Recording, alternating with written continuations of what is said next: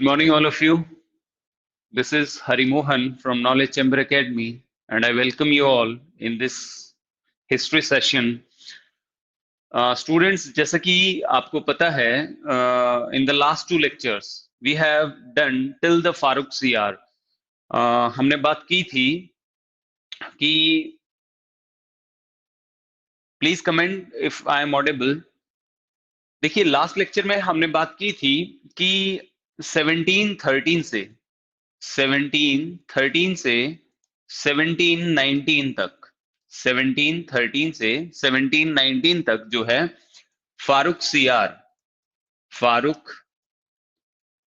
CR की हमने बात की थी और देखा था क्या क्या हुआ था. इसके बाद जो नेक्स्ट मुगल किंग आते हैं, इसके बाद जो नेक्स्ट मुगल किंग आए, वो देखिए उनकी जो टाइमलाइन रहेगी वो 1719 से लेकर 1748 यहां हम बात कर रहे थे. और हमने बात की थी कि नेक्स्ट जो किंग आते हैं मोहम्मद शाह रंगीला. मोहम्मद शाह रंगीला, राइट. तो यहां हमें बात करनी थी आज. तो देखिए, इनके बारे में मैं लास्ट लेक्चर में मैंने जो आपको बताया था कि ये जो है बहुत ही फनी कैरेक्टर आदमी है.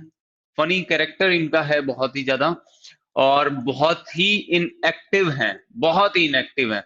जैसा चल रहा है वैसे चलते देते हैं. कोई भी नया इनिशिएटिव ये अपनी तरफ से नहीं करते हैं. और यही सब हमने बात की थी. आप अब इसके आगे जब हम चलते हैं देखिएगा, तो यहाँ पे मैं बात करूंगा कि इसके बाद जो 1719 और 48, इसके बाद जो क्या हुआ था कि देखिए नेक्स्ट जो किंग आए थे, मैं एक बार एक टाइमलाइन आपको दे देता हूं कि 17 इसके बाद जो थे 1748 से लेकर 1754 तक 1754 तक यहां पे जो है अहमद शाह, आपको नेक्स्ट किंग देखने को मिलेंगे अहमद शाह, राइट. और फिर नेक्स्ट किंग जो है 1754 से लेकर 1759 तक 1759 तक आलमगीर आलमगीर ये सेकंड माने जाते हैं, आलमगीर सेकंड. और इसके बाद जो है 1759 से लेकर 1806 तक जो है शाह आलम शाह आलम, राइट. तो ये आपको पता होगा, शाह आलम, इनको भी हम शाह आलम सेकंड बोलते हैं.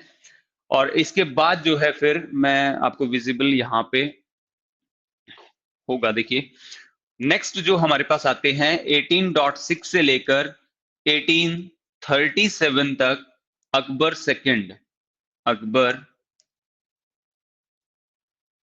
Second, right. और 1837 से 1858 तक यहां पे जो है बहादुर शाह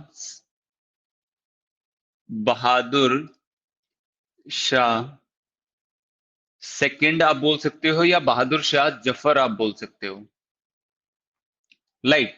इनको हम बोलते हैं last Mughal king. Last Mughal king थे ये, लास्ट मुगल किंग. अब देखिएगा, आप सोच रहे होगा कि ये मैं टाइमलाइन आपको क्यों बता रहा हूं, ये टाइमलाइन मैं आपको क्यों बता रहा हूं. तो देखिए यहां से बहुत सी कहानी यहां पे जुड़ी हुई है, जिसके कारण मैंने ये टाइमलाइन आपके पास रखी है. तो देखिएगा, अगर मैं बात करता हूं, लेट सपोज 1754 से 1759, ये वाली जो लाइन है, राइट. देखिएगा इसमें यहां पे क्या हुआ था, यहां पे ब्रिटिशर्स, एक आपको लड़ाई देखने को मिली होगी, बैटल ऑफ प्लासी की, बैटल ऑफ प्लासी की. आप एक सेकंड वेट करें, I am just come back.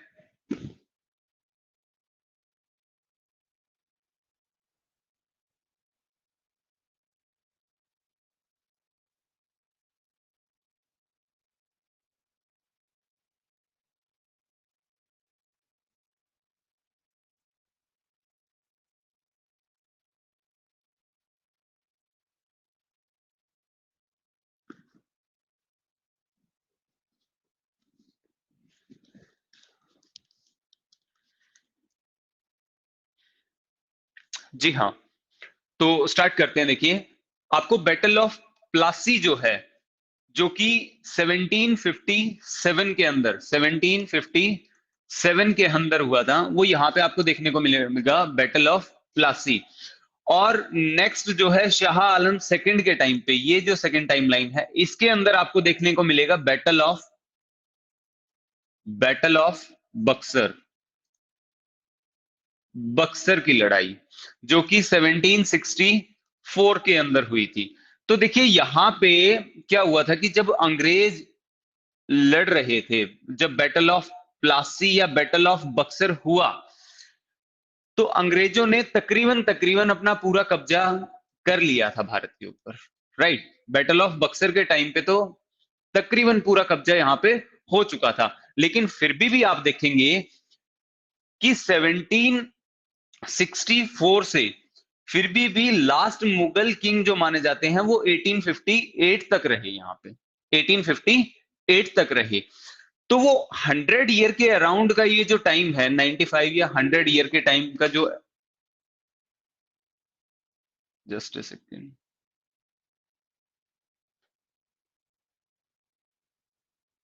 जी। तो इसमें भी क्या हुआ था कि अंग्रेज मुगल्स किंग को सपोर्ट कर रहे थे और उनसे बना के चल रहे थे। तो ऐसा क्यों हुआ, उसके पीछे का जो कारण है ये, कि देखिए नेक्स्ट स्लाइड में मैं आपको बताता हूं कि इनका जो रूल सेटअप हुआ था वो 1526 के आसपास हो गया था, और इनका जो एंड होता है वो 1858 में होता है। राइट, ये इनका रूल चला था। तो 1764 में कहीं ना कहीं बीच में ही जो ब्रिटिशर्स थे उन्होंने कब्जा यहां पे कर लिया था। लेकिन फिर भी 95 या 100 ईयर के अराउंड ये जो टाइम है, ये वाला जो टाइम है, इसमें भी उन्होंने मुगल्स के नाम पे ही रूल किया एक तरह से, या उनके नीचे रह के ही काम किया, या वो मुगल्स किंग्स को क्या करते थे, सपोर्ट करते थे। उसका कारण ये है कि देखिए जो भी इनका 1526 में रूल एस्टेब्लिश हुआ, और 1764 में जब ब्रिटिशर्स ने पूरा कब्जा कर लिया था, तो भी यहां पे क्या था कि लोगों को एक आदत पड़ गई थी। अगर ब्रिटिशर्स डायरेक्ट अपने नाम से रूल करते तो उन्हें लगता कि उन्हें कब्जा लिया गया है या अंग्रेजों ने कब्जा किया है। तो यहां पे वो ये दिखाना चाहते थे कि नहीं, हम बेटर एडमिनिस्ट्रेशन के लिए मुगल्स रूलर्स की हेल्प कर रहे हैं। तो दैट इज वाई उन्होंने 1858 तक जो है मुगल्स किंग्स को सपोर्ट करते रहे। तो यहाँ पे ये एक छोटी सी बात थी मेरी तरफ से। लेकिन यहाँ पे जो नोट करने वाली बात है कि मोहम्मद शाह रंगीला, तो मैंने इसकी टाइमलाइन आपको बताई है 1719 से लेके 1748 तक। राइट, ये मैंने टाइमलाइन बताई है। अब ये यहां पे क्या होता है, देखिए यहां पे मोहम्मद शाह रंगीला जो है किंग बन जाते हैं। अब यहां से इनकी बात करते हैं, क्योंकि लास्ट लेक्चर में हमें यही क्लोज किया था, लेक्चर यही एंड किया था। तो अब इस लेक्चर में हम यहीं से बात करेंगे कि इनके टाइम पे ऐसा क्या हुआ था जो हमें नोट करने लायक है। राइट, तो देखिएगा, मैं एक रफ मैप बना देता हूं।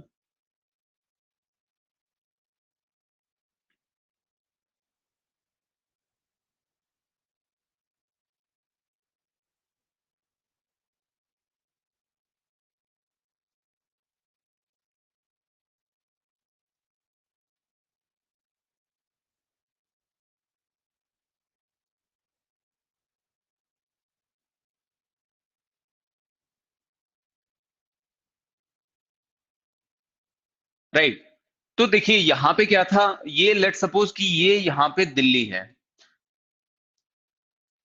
ये क्या है, दिल्ली है। और यहां क्या होता है, ये मान लीजिए आप, ये जो एरिया है इधर, ये अफगानिस्तान है, ये अफगानिस्तान है। राइट, तो मोहम्मद शाह रंगीला के टाइम पे क्या होता है कि अफगानिस्तान पे एक आदमी जो है कब्जा कर लेता है। पहले मुगल्स का ही रूल था यहां पे, लेकिन मोहम्मद शाह रंगीला के टाइम पे मैं बात कर रहा हूं 1738 39 के आसपास की। तो इस अफगानिस्तान पे एक आदमी कब्जा कर लेता है और उसका नाम है नादिर शाह। उसका नाम है नादिर शाह, राइट। तो ये नादिर शाह क्या करता है, अफगानिस्तान पे कब्जा कर लेता है। अब स्पाई सिस्टम देखिए, जो जासूसी का जो काम था, ये बहुत पहले से चला आ रहा है। स्पाई सिस्टम बहुत पहले से चला आ रहा है।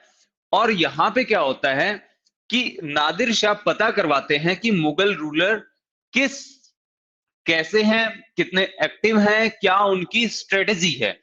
तो इस बारे में वो जब खोज खबर कर लेते हैं तो उन्हें पता चलता है कि दिल्ली के अंदर जो मोहम्मद शाह रंगीला बैठा हुआ है, जो मोहम्मद शाह रंगीला बैठा हुआ है, ये बहुत ही क्या है, ढीला ढाला इंसान है, बहुत ही इनएक्टिव है, कोई इसकी स्ट्रेटेजी नहीं है, कोई इसका एडमिनिस्ट्रेशन नहीं है। इनफैक्ट मैं इसके बारे में एक बात और आपको बता देता हूं कि ये उस टाइप के इंसान थे कि अगर इन्होंने अपने मिनिस्टर को अगर रिश्वत लेते पकड़ भी लिया तो भी उसको ये बोलते थे कि चलो कोई बात नहीं, इसमें से हाफ मेरे को दे दो, हाफ आप रख लो। तो आप समझ सकते हैं कि करप्शन लेवल जो है लेटर मुगल किंग के टाइम पे कितना ज्यादा बढ़ गया था, राइट। तो करप्शन भी एक कॉज था उनके डिक्लाइन का, और चैप्टर भी हम यही पढ़ रहे हैं, डिक्लाइन ऑफ मुगल्स, राइट।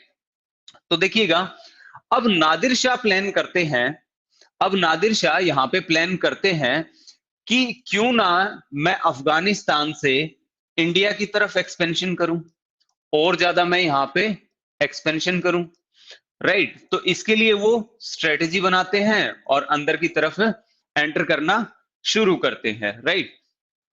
अब जब यहां पे ये स्टार्ट करते हैं, अब जब यहां पे ये शुरू करते हैं, तो देखिए धीरे धीरे अंदर एंटर होते होते भारत के ये पहुंचते हैं आपके करनाल तक। ये पहुंच जाते हैं आपके करनाल एरिया तक। ये यहां पे लेट सपोज कि करनाल है, ये रफ मैप है, एग्जैक्ट लोकेशन ना माने। ये यहां पे पहुंच जाते हैं करनाल पर, राइट। और जब ये करनाल पे पहुंचते हैं, जब ये करनाल पे पहुंचते हैं, तो अब यहां पे नादिर शाह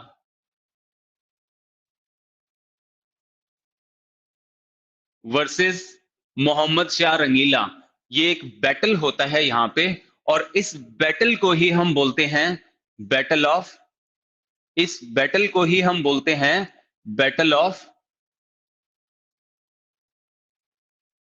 बैटल ऑफ करनाल। ये आपको हरियाणा की क्लास में आपको पढ़ाया भी गया होगा, सर ने आप इसके बारे में बताया होगा आपको।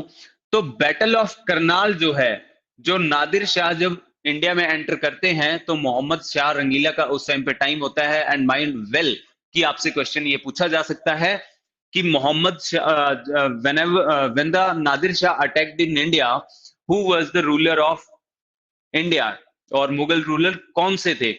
तो आपको ये पता होना चाहिए कि मोहम्मद शाह रंगीला का कंटेम्प्रेरी कौन था, नादिर शाह थे। ये आपको थोड़ा सा एग्जैक्ट पता होना चाहिए, कई बार मैच द फॉलोइंग में ऐसे पूछ लिया जाता है। और बैटल ऑफ करनाल के बारे में मैं आपको बता देता हूं, जब ये हुआ था तो उसकी ईयर है 1739, 1739। तो इस टाइम पे बैटल ऑफ करनाल यहां पे हुआ था।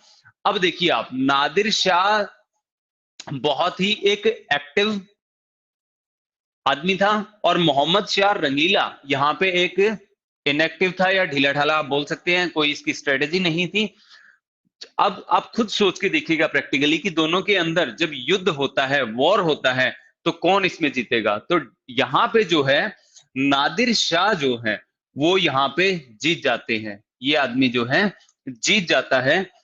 और जीतने के बाद अब मोहम्मद शाह रंगीला इनसे अपनी जान बख्शने को कहते हैं कि ठीक है, मुझे कुछ नहीं चाहिए, आप मेरी जान यहाँ पे बख्श दीजिए।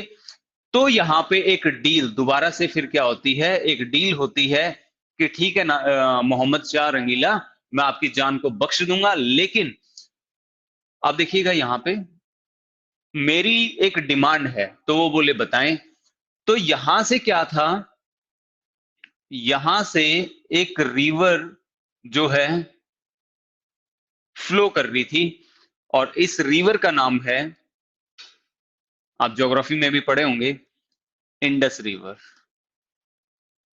इंडस रिवर, ये इंडस रिवर थी, राइट।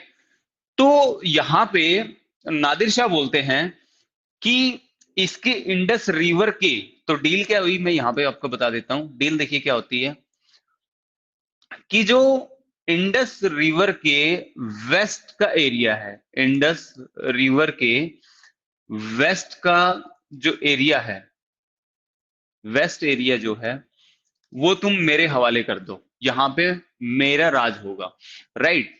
तो डील में मोहम्मद शाह रंगीला के पास कोई और अल्टरनेट नहीं था, कोई और ऑप्शन नहीं था, एंड दैट इज वाई ये डील डन हुई। और यहाँ पूरे इस एरिया पे अफगानिस्तान, जो आज करंट पाकिस्तान है, यहाँ पे कब्जा हो जाता है किसका, आपके नादिर शाह का। इस एरिया पे किसका कब्जा हो जाता है, नादिर शाह का, राइट।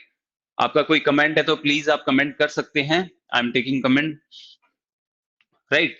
तो अब यहां पे देखिए, फर्स्ट तो क्या हुआ कि नादिर शाह जब एंटर हुए तो ये पूरा एरिया उन्होंने कैप्चर कर लिया था। उसके बाद वो इंडिया में एंटर करते हैं और फिर बैटल होता है, जिसे हम बोलते हैं बैटल ऑफ करनाल। और ये होता है कब, 1739 में। तो इंडस से वेस्ट का जो एरिया है वो उन्हें इस वॉर में मिल जाता है। सेकेंड एक चीज और हुई थी कि जब वो यहां से जा रहे थे तो शाहजहां का, शाहजहां का एक मुकुट, एक मुकुट जिसे आप बोल सकते हैं, वो यहां से साथ लेते गए, जिसमें आपको पता होगा कि कोहिनूर, जिसमें कोहिनूर भी साथ गया था, आपको पता होगा। तो ये नादिर शाह इंडिया से बाहर ले जाते हैं, राइट। तो कोहिनूर की भी स्टोरी इसी से जुड़ी हुई है। तो ये मोहम्मद शाह रंगीला के टाइम का कुछ बेसिक सी बातें थी जो आपको पता होनी चाहिए यहाँ पे। अब मोहम्मद शाह रंगीला को हमें और किसी वजह से याद करने की जरूरत नहीं है, तो हम अपने नेक्स्ट स्लाइड पे चलते हैं। तो यहां पे देखिएगा, अब मैं बात करता हूं स्टेट्स की। ये भी आपको बहुत ज्यादा जरूरी है पता होना कि कैसे डिक्लाइन हुआ था। तो देखिएगा, जब मैं स्टेट्स की बात करता हूं, राज्यों की, तो उस टाइम पे भारत के अंदर तीन तरह के राज्य होते थे, थ्री टाइप्स के स्टेट्स थे। तो मैं उन्हें वन टू वन लिख देता हूं यहां पे। सबसे पहले जो थे, सक्सेसर स्टेट थे, सक्सेसर स्टेट्स। और दूसरे यहां पे थे out of influence, out of influence states. और तीसरे जो थे वो थे यहां पे रिबेलियस, रिबेलियस स्टेट्स। तो ये स्टेट्स जो थे तीन टाइप के थे, राइट। अब successor state, out of influence state और रिबेलियस स्टेट, राइट। तो आप इनसे डर रहे ना वर्ड को देख के कि कैसे हुआ क्या हुआ, मैं इसको पूरा बहुत अच्छे से एक्सप्लेन करूंगा, बिल्कुल आपकी अंदर जो है हिस्ट्री आपकी वेन्स में फ्लो करेगी, आई कैन गारंटी इट। तो देखिए, सक्सेसर स्टेट्स की जब मैं बात करता हूं, सक्सेसर का मतलब होता है उत्तराधिकारी। कि मुगल राज्य, मैं एक मैप बना के यहाँ पे आपको समझाऊं भीगा। देखिए, सक्सेसर स्टेट का मतलब होता है उत्तराधिकारी राज्य, और आउट ऑफ इन्फ्लुएंस स्टेट, या मैं इसको बोल सकता हूं आउट ऑफ रीच स्टेट। तो इसका जो मतलब है वो ये है कि जिन पे मुगल कभी कब्जा ही नहीं कर पाए, या वो उनके, आप ये कह सकते हैं कि उनके रूलर में वो कहीं था ही नहीं, उनका वहां पे कभी अधिकार हुआ ही नहीं। और तीसरे टाइप के जो स्टेट हैं, थर्ड टाइप के जो स्टेट हैं, वो रिबेलियस स्टेट हैं, विद्रोही राज्य है, जिन्होंने क्या किया, मुगल एम्पायर के अंदर से ही क्या कर दिया, विद्रोह कर दिया और वो अलग हो गए, राइट। तो इन तीनों स्टेट्स के बारे में हम डिस्कस करेंगे। तो देखिएगा, सबसे पहले क्या होता है, आप इनको समझ गए हैं। अब मैं एक मैप के साथ आपको ये समझाता हूं, देखिए।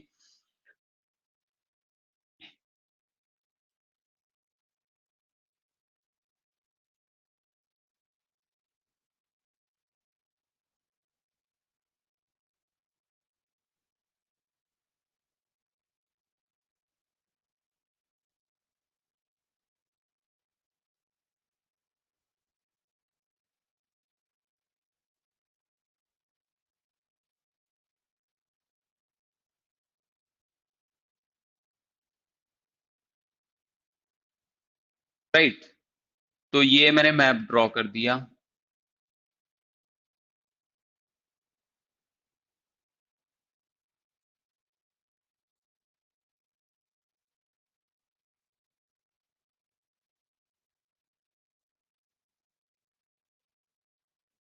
ये हमारे इंडिया का मैप है, राइट। तो देखिएगा अब क्या होता है यहाँ पे कि अब यहाँ पे क्या है कि मुगल्स मुगल्स तो इंडिया के अंदर जो है बहुत छोटे छोटे स्टेट्स हैं। एक स्टेट ये है, एक स्टेट ये है, एक स्टेट लेट सपोज ये है, एक स्टेट ये है, और कुछ ये हैं, राइट। तो ऐसे बहुत से स्टेट इंडिया के अंदर उस टाइम पे थे। और मुगल्स जो थे, मुगल्स की अगर मैं बात करूं तो दिल्ली से लेके एक्सेप्ट केरला, और इनका ये ऐसे था, ये जो पूरा रूल था ये किसका था? मुगल्स का था। ये मुगल्स जाने जाते थे, राइट। अब इनमें कुछ ऐसे भी स्टेट थे जो कि जिन्हें आप सक्सेसर स्टेट बोलेंगे, कुछ ऐसे भी स्टेट थे जो कि आउट ऑफ इन्फ्लुएंस थे, और कुछ ऐसे भी स्टेट थे जिन्हें आप रिबेलियस स्टेट बोलोगे, राइट। तो ये सब थे। अब यहां पे क्या होता है देखिए कि जब मैं आपको नेक्स्ट स्लाइड में बताता हूं, आई होप कि यहां तक आप समझ गए होंगे। तो देखिए यहां पे क्या होता है, शाहजहां के टाइम पे, शाहजहां के टाइम पे शाहजहां के रूल के टाइम पे उनका एक इंपॉर्टेंट मिनिस्टर होता है। एक बहुत ही इंपॉर्टेंट मिनिस्टर था इनका, जिनका नाम था किलीच खान।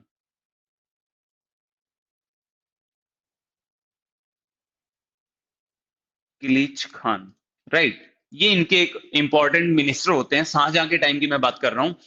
और इन्हीं किलीच खान जो कि एक इंपॉर्टेंट मिनिस्टर थे, किसके दरबार में या किसके कोर्ट में? शाहजहां के। इनके एक ग्रैंडसन है, ग्रैंडसन है।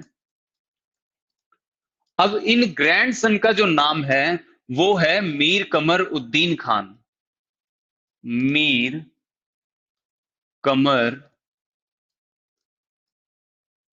उद्दीन खान, राइट। ये इनके ग्रैंडसन है, किसके? किलीच खान के। और किलीच खान कौन है? एक इंपॉर्टेंट मिनिस्टर थे, किस टाइम पे? शाहजहां के रूल के टाइम पे, राइट। तो यहां तक आप समझ गए होंगे। तो क्या होता है देखिए, ये जो मीर कमर उद्दीन खान है, ये जो भाई साहब हैं, ये क्या करते हैं? ये थे आपके वॉइस रॉय। ये कौन थे? वाइस रॉय थे। कब की बात है ये मैं बात कर रहा हूं, वाइस रॉय कब थे? 1720 1722 तक।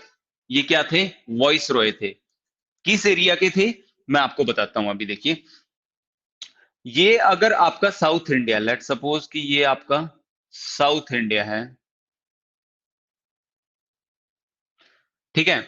तो ये जो एरिया आप देख रहे हैं, ये एरिया जितना भी आप देख रहे हैं, इसमें ये जो ऊपर का एरिया है इसे हम बोलते हैं हैदराबाद। उस टाइम पे हैदराबाद का एरिया था। हैदराबाद एक्चुअली एक स्टेट था उस टाइम पे। तो और नीचे का जो एरिया आप देख रहे हैं, ये इधर का एरिया, राइट। ये मेरे मार्कर को देखिए, इसका जो एरिया आप देख रहे हैं, इसको बोला जाता था कार्नेटिक रीजन, कार्नेटिक क्षेत्र, कार्नेटिक, राइट।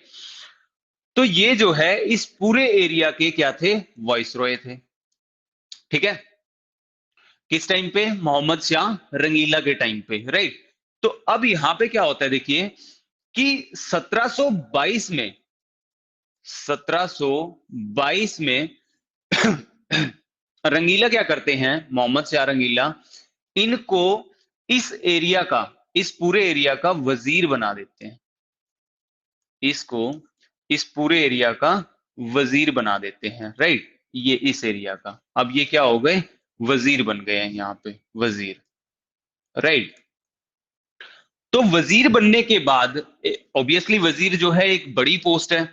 तो वजीर बनने के बाद ये क्या करते हैं? ये मोहम्मद शाह रंगीला को क्या करते हैं? एडवाइस करते हैं। लेट सपोज कि ये जो है आपके मोहम्मद शाह रंगीला हैं, और ये जो है आपके मीर कमर उद्दीन हैं। अब ये क्या बन गए हैं? ये वजीर बन गए हैं, राइट। अब ये वजीर बन के क्या करते हैं, ये इनको एडवाइस देते हैं। ये एडवाइस देते हैं किसके रिगार्डिंग देते हैं, कि एडमिनिस्ट्रेटिव कुछ चेंजेस करने होंगे, हमें प्रशासन में कुछ बदलाव लाने होंगे, जिससे कि हमारा रूल जो है और अच्छे से चले और बेहतर हो। वरना अगर यही हालात रहे, क्योंकि मोहम्मद शाह रंगीला तो बहुत ढीले किंग थे, आपको मैं बता चुका हूं ये बात, कि अगर हमने ये प्रशासनिक बदलाव यहाँ पे नहीं किए तो क्या होगा कि हमारा रूल जो है वो बहुत ज्यादा लंबा नहीं चल पाएगा, राइट। तो अब क्योंकि ये बहुत, फिर से वही बात है, बहुत सुस्त आदमी था, तो ये उन सजेशंस को मना कर देता है, मना कर देता है। और इसी मना करने के बाद 1724 में 1724 में ये जो मीर कमर उद्दीन थे, मीर कमर उद्दीन जो थे, ये क्या करते हैं, अपनी वजीर की पोस्ट से रिजाइन कर देते हैं। ये अपने वजीर की पोस्ट से क्या कर देते हैं, रिजाइन कर देते हैं। अब रिजाइन करने के बाद, अब रिजाइन करने के बाद देखिएगा यहां पे फिर से स्टोरी में एक बहुत बड़ा मोड़ आएगा और आप पता कर पाएंगे कि कैसे ये इन स्टेट्स अलग अलग बने थे। तो रिजाइन करने के बाद मैंने आपको अभी बताया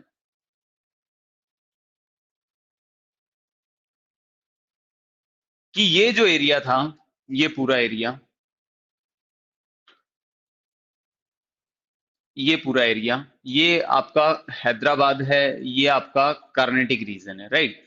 तो रिजाइन करने के बाद वो यहां से चुपचाप जो है हैदराबाद में सेटल हो जाते हैं। कहां सेटल हो जाते हैं, हैदराबाद में, यहां सेटल हो जाते हैं। और यहां आके ये अपना नाम जो है मीर कमर उद्दीन से, मीर कमर उद्दीन से नाम अपना बदल कर ये अपना नाम रख लेते हैं निजाम उल मुल्क। निजाम उल मुल्क, ये अपना नया नाम रख लेते हैं यहां पे जब ये हैदराबाद में रिजाइन करके पहुंचते हैं। और ना कि सिर्फ नाम बदलते हैं, वहां जाके ये अपना इंडिपेंडेंट रूल स्टार्ट कर देते हैं। ये अपना इंडिपेंडेंट रूल जो है स्टार्ट कर देते हैं, इंडिपेंडेंट रूल स्टार्ट कर देते हैं यहां पे। और इंडिपेंडेंट रूल स्टार्ट करके ये नहीं बोलते, ये डायरेक्ट लोगों को ये नहीं बताते हैं कि मैं जो है इंडिपेंडेंट रूल कर रहा हूं अब हैदराबाद को और मुगल्स का यहां पे कोई कंट्रोल नहीं रहेगा, नहीं। ये लोगों को बोलते हैं कि मैं जो है मुगल एम्पायर की तरफ से यहां पर जो है रूल कर रहा हूं। सोवरेनिटी जो है, फिर से स्वामित्व जो है, ये किसका डिक्लेयर करते हैं, मुगल्स का ही करते हैं। लेकिन रूल अपना नीचे नीचे कैसे चलाते हैं, इंडिपेंडेंट चलाते हैं, राइट। तो जब ये ऐसे चलाते हैं, लोग इन पे बिलीव भी कर लेते हैं, क्योंकि ये आपको पता है 1720-22 में क्या था, ये यहाँ के क्या थे, वॉइस रॉय थे, मुगल्स की तरफ से ही थे। तो लोग इन पे बिलीव भी कर लेते हैं कि हाँ ठीक है, ये उनकी तरफ से ही आए होंगे। तो ये यहाँ पे क्या है, अपना इंडिपेंडेंट रूल स्टार्ट कर देते हैं। अब देखिए, इंडिपेंडेंट रूल स्टार्ट करने का मतलब है कि यहां पे पहले मुगल्स का रूल था, लेकिन अब इंडिपेंडेंट रूल जो यहां पे स्टार्ट हो गया है। तो इसी के साथ पाएंगे कि मुगल एम्पायर से जो है फर्स्ट सक्सेसर स्टेट जो है क्रिएट हो गया है, आपका पहला उत्तराधिकारी राज्य जो है बन गया है, जिसको हम बोलेंगे क्या, हैदराबाद। तो हैदराबाद जो है पहला ऐसा उत्तराधिकारी राज्य बना था, राइट। तो अब आप क्या सोचते हैं कि कहीं ना कहीं मोहम्मद शाह रंगीला को जो है पता नहीं लगा होगा क्या इस बारे में? बिल्कुल पता लगा होगा कि ऐसा कुछ हो गया है नीचे नीचे। तो जैसे ही पता लगता है, तो उन, ये लेट सपोज कि यहां दिल्ली है, तो उनके लिए जो है ये जो निजाम उल मुल्क है, जिनका पुराना नाम क्या था, मीर कमर उद्दीन, जिन्होंने अपना नया नाम अब क्या बदल लिया है, निजाम उल मुल्क। तो ये जो है उनके लिए कुछ गिफ्ट्स और कुछ पैसे ये इनके पास भेज देते हैं। गिफ्ट्स और कुछ पैसे यहाँ पे भेज दिए जाते हैं। अब आपको पता ही है कि ये सुस्त आदमी है, ये कुछ करने वाला नहीं है, तो ये अपना इंडिपेंडेंट रूल एस्टेब्लिश कर लेते हैं और चलाते हैं। और इसी के साथ जो है शुरुआत होती है पहले उत्तराधिकारी राज्य की, फर्स्ट सक्सेसर स्टेट की, और वो कौन सा था? हैदराबाद। तो कभी भी आपसे एमसीक्यू में पूछा जाए या मेंस में भी अगर आपसे क्वेश्चन पूछ लिया जाए कि डिक्लाइन ऑफ मुगल्स कैसे हुआ था, तो डेफिनेटली आपको ये सक्सेसर स्टेट्स के बारे में भी आपको बताना है वहां पे, राइट? तो ये आप समझ गए। नेक्स्ट जो आता है यहाँ पे कार्नेटिक रीजन। कार्नेटिक रीजन, तो यहां कार्नेटिक रीजन भी जो है हैदराबाद के स्टेट के लगता ही था, बिल्कुल आप देख पा रहे हैं हैदराबाद यहां है और नीचे के एरिया को हम क्या बोल रहे हैं? कार्नेटिक रीजन। तो कार्नेटिक रीजन में भी क्या होता है कि इनके जो किंग का नाम था, यहाँ सॉरी, जो यहाँ पे रूल कर रहे थे मुगल्स ही कर रहे थे, लेकिन उनकी तरफ से ये यहां हैदराबाद हो गया आपका और ये आपका कार्नेटिक रीजन हो गया, राइट? तो यहां के जो रूलर थे उनका नाम था सादुतुल्ला खान। सादुतुल्ला खान।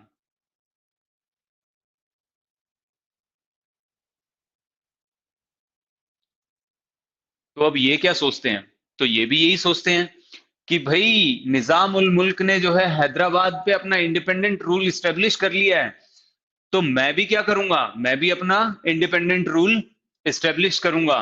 तो इसी के चलते सादुतुल्ला खान भी क्या करते हैं? अपना इंडिपेंडेंट रूल स्टार्ट कर देते हैं।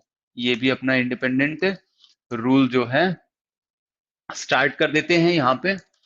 और तो अब देखिए हैदराबाद जो है मुगल एम्पायर में से कट गया, कार्नेटिक जो है मुगल एम्पायर में कट गया, और इसी के साथ अगर मैं बोलूं तो यहां ऊपर कहीं बंगाल है, यहां ऊपर कहीं बंगाल है, और मैं अगर बोलूं कि बंगाल से थोड़ा सा इस तरफ कहीं ना कहीं अवध है, अवध है यहां पे, आपको पता ही है। तो यहां पे भी क्या होता है? बंगाल और बंगाल और अवध ये भी क्या कर लेते हैं? अपने आप को मुगल एम्पायर से काट लेते हैं।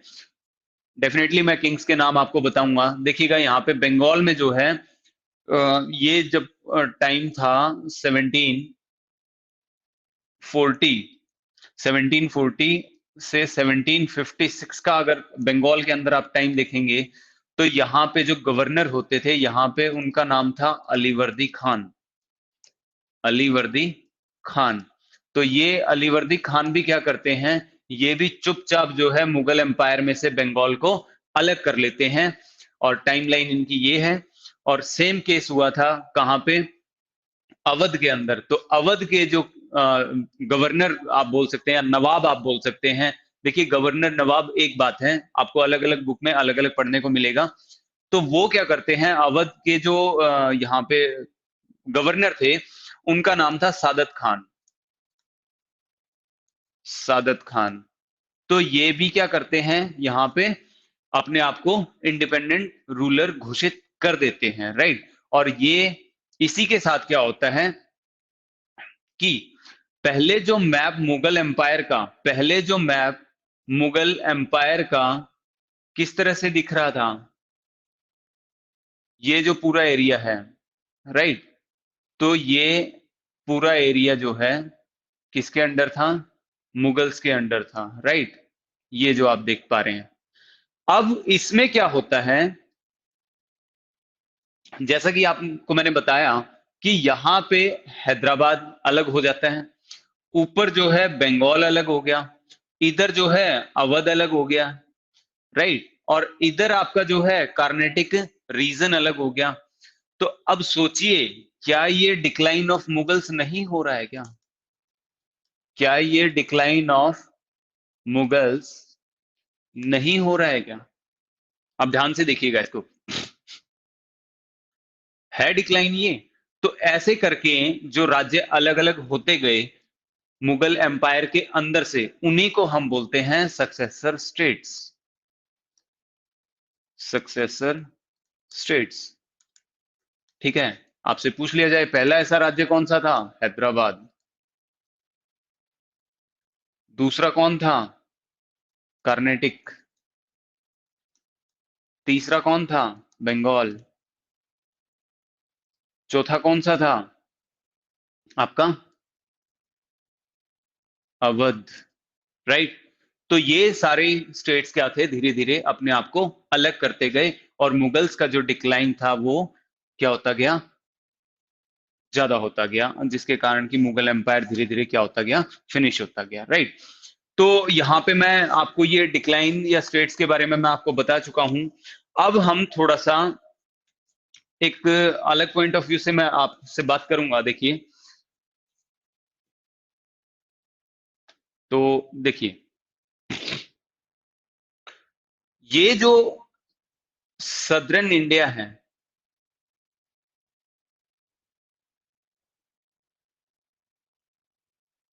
ये जो सदर्न इंडिया है, यहां पे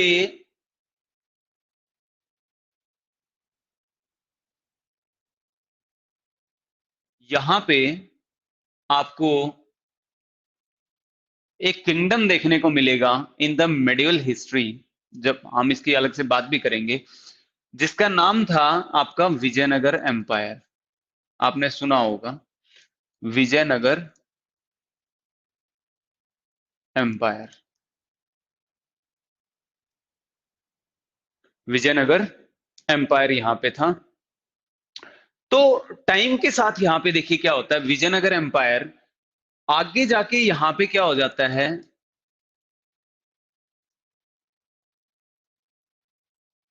मैप बहुत यूज होंगे भाई मेरी क्लास में, तो बोर फील ना करें। तो यहां पे आगे जाके देखिए यहां पे क्या हो जाता है, इस स्टेट को जो यहां पे इस्टेब्लिश होता है, इसको आगे चल के हम बोलते हैं मैसूर। क्या बोला जाता है, मैसूर।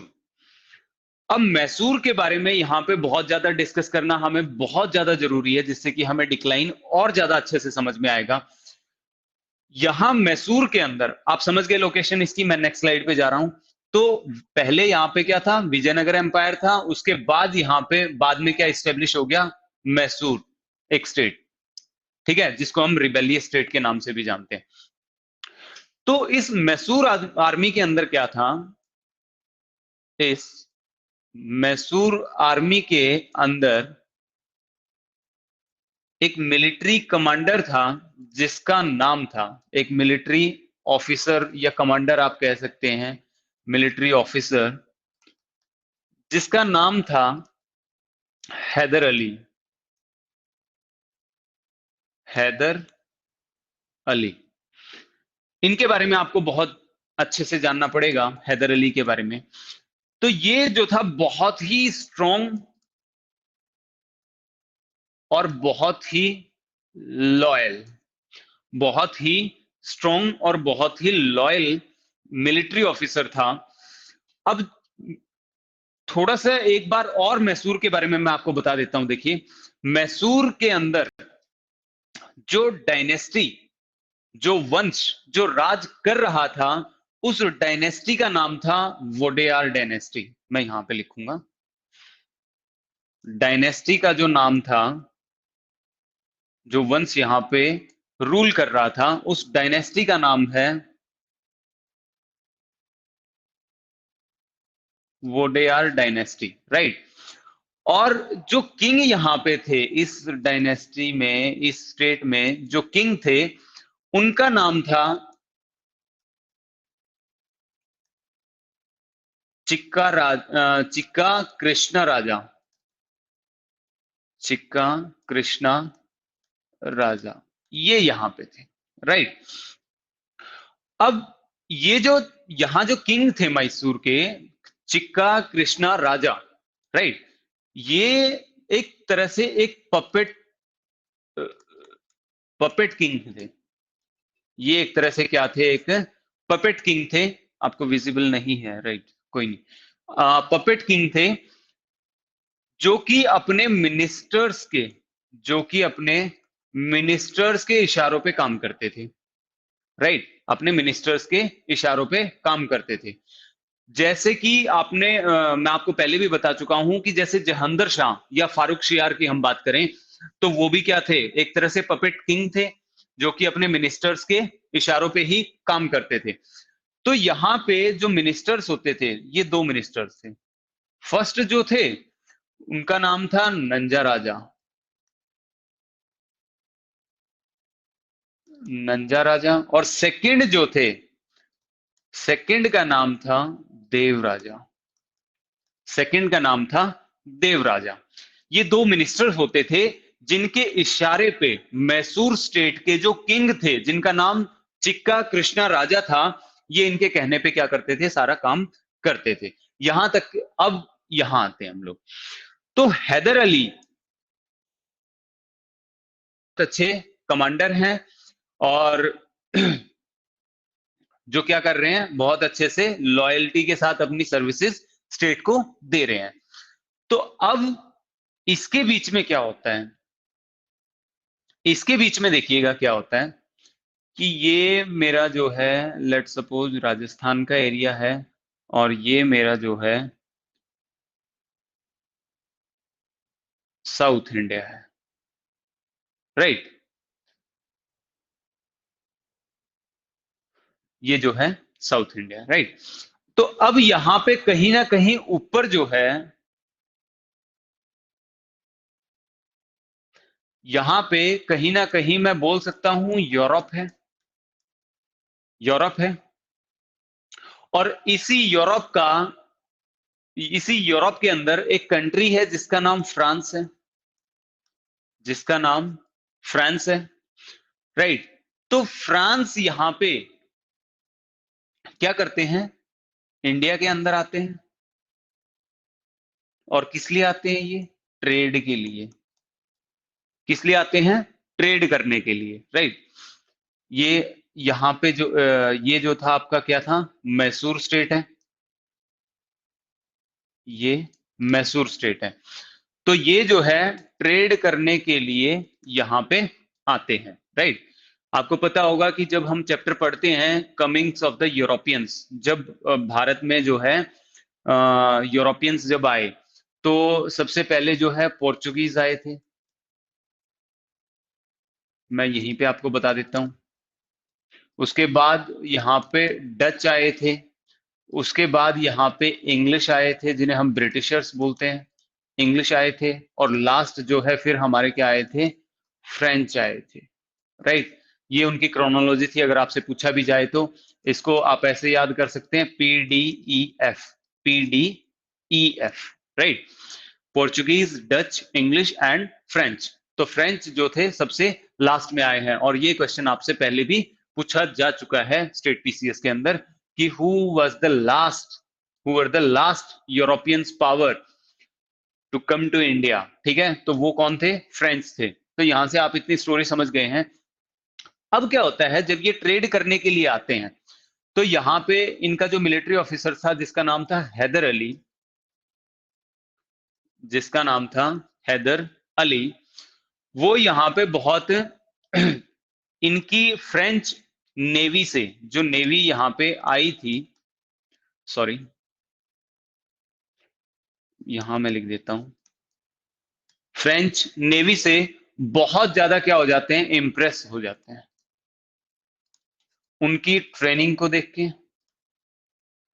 उनकी ट्रेनिंग को देख के, उनके क्लोथ्स को देख के, उनके वेपन्स को देख के, ये बहुत ज्यादा क्या हो जाते हैं, इंप्रेस हो जाते हैं। वो देखते हैं कि कितने सजे धजे हैं, कैसे एक टुकड़ियों में है वो, कितना वेल एस्टेब्लिश है। Let me have a sip of water, please please wait.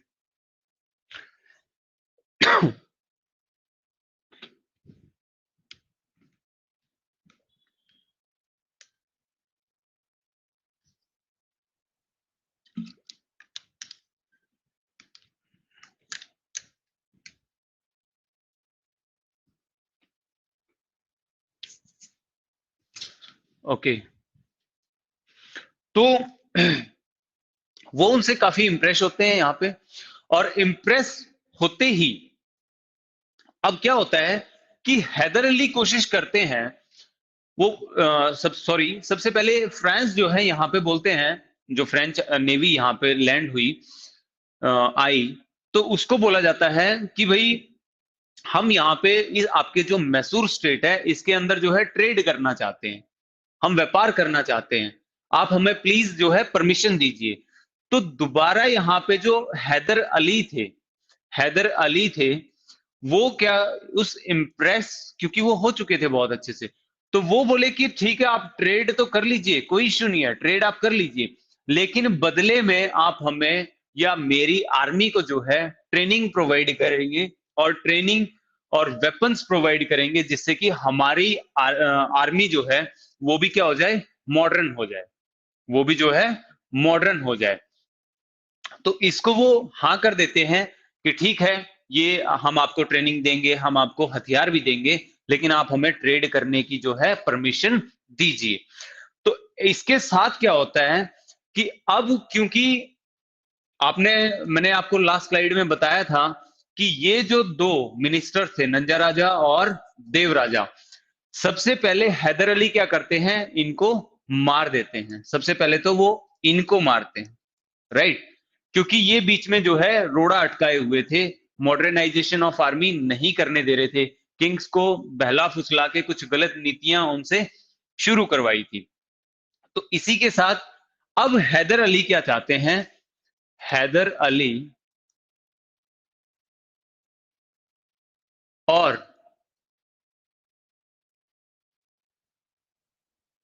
French navy के बीच में जो है वो चाहते हैं कि रिलेशंस बहुत अच्छे हों, हैदर अली उन्हें ट्रेड करने देगा और ये उन्हें वेपन्स वगैरह प्रोवाइड करेंगे, ट्रेनिंग प्रोवाइड करेंगे, right.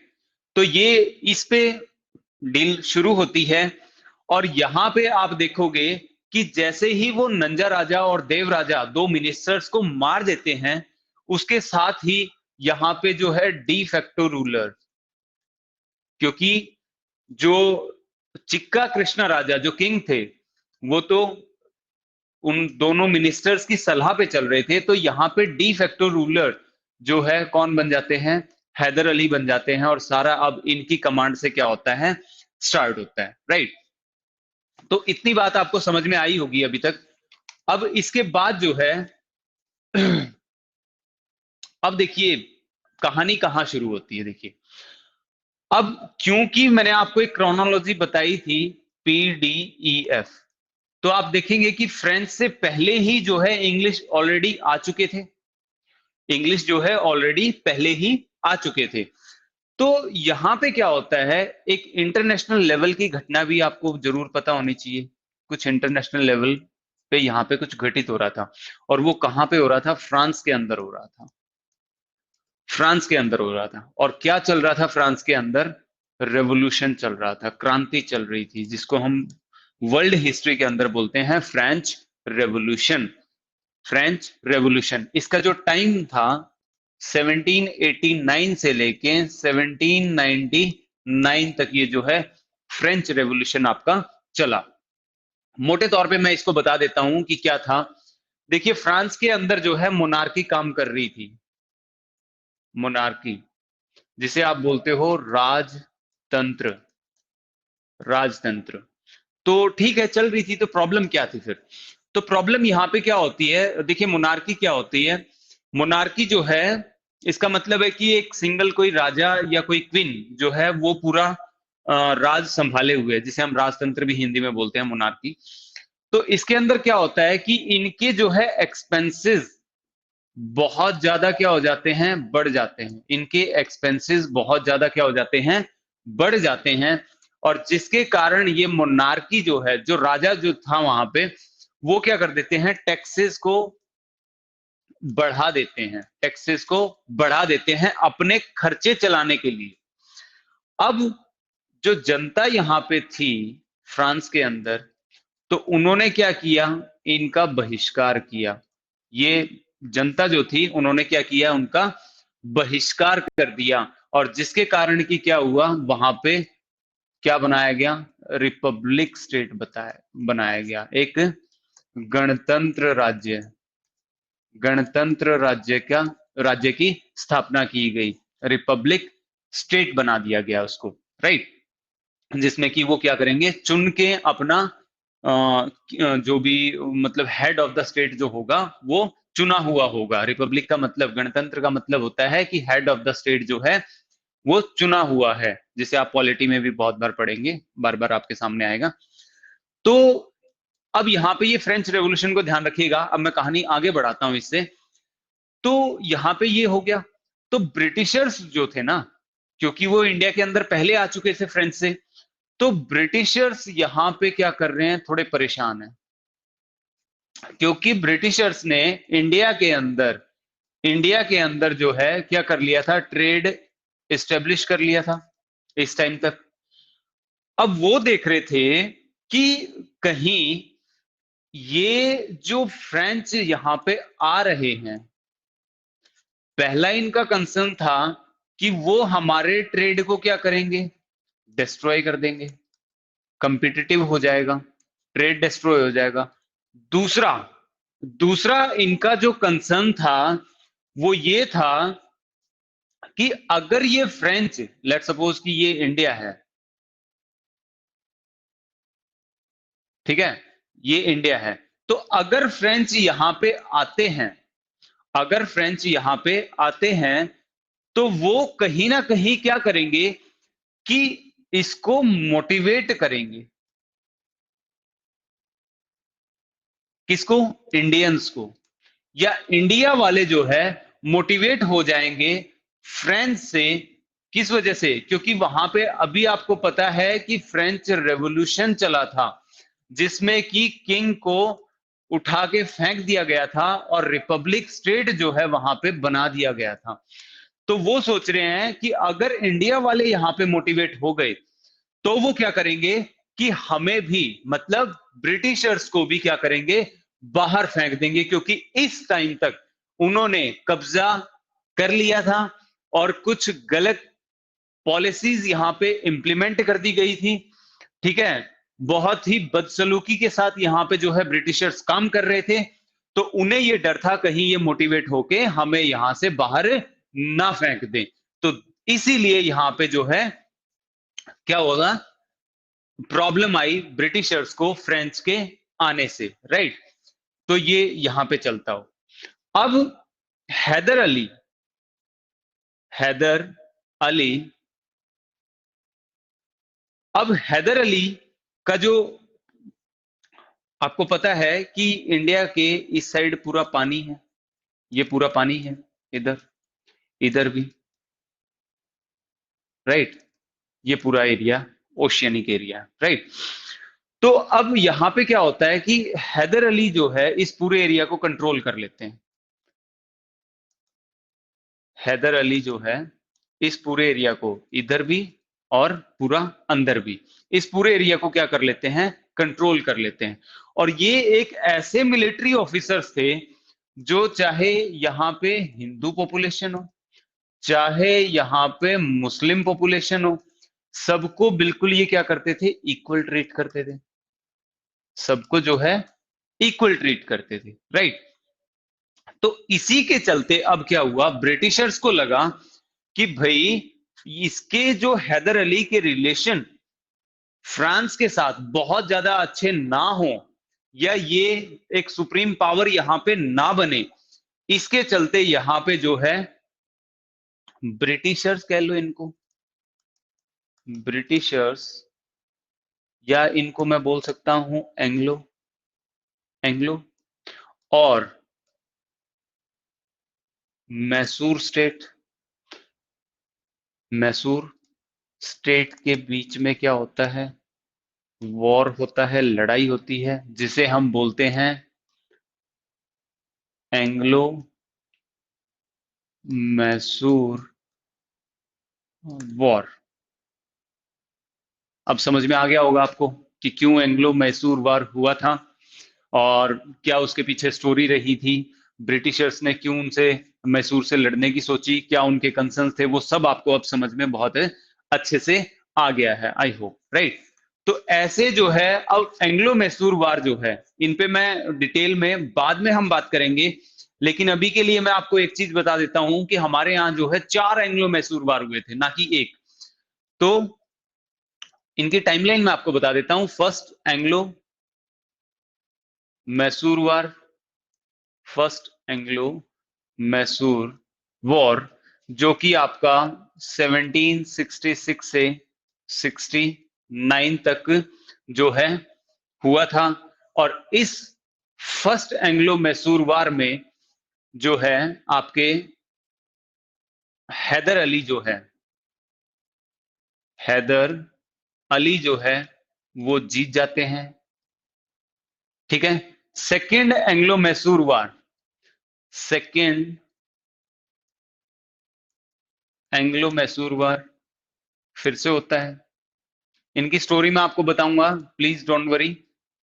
Second Anglo Mysore war आपको देखने को मिलेगा 1780 से लेके 84 तक।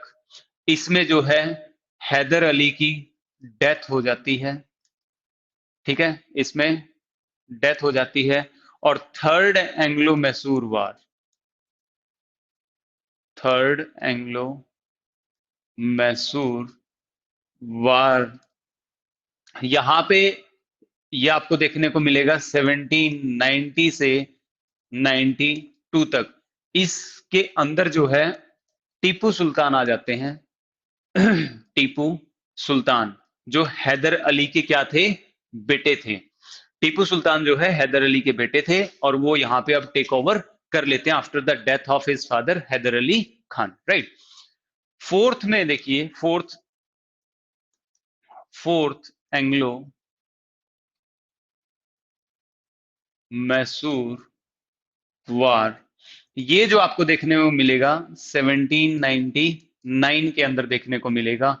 और इस वार में क्या होता है, टीपू सुल्तान की डेथ हो जाती है, टीपू की क्या हो जाती है, डेथ हो जाती है, राइट।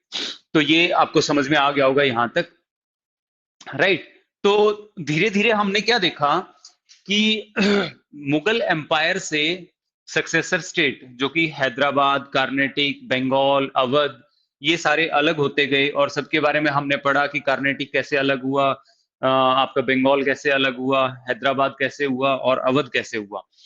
अब हम बात थोड़ी सी करेंगे मराठास के बारे में। यहाँ पे मराठास के बारे में मैं फर्स्ट लेक्चर में आपको बता चुका हूं कि मराठास कौन थे। वो स्किल्ड पॉपुलेशन थी, जो बहमानी किंगडम छोटे छोटे टूट गया था, उसके अंदर आर्मी में ये भर्ती हुए।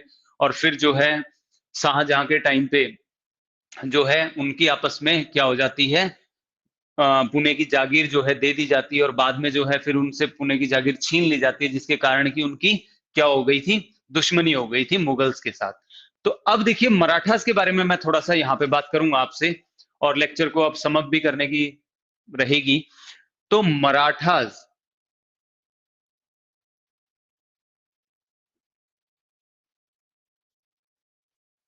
मराठास देखिएगा, मराठास की अगर मैं बात करूं, या मराठा एम्पायर की अगर बात करूं, मराठा एम्पायर की अगर मैं बात करता हूं, तो देखिए,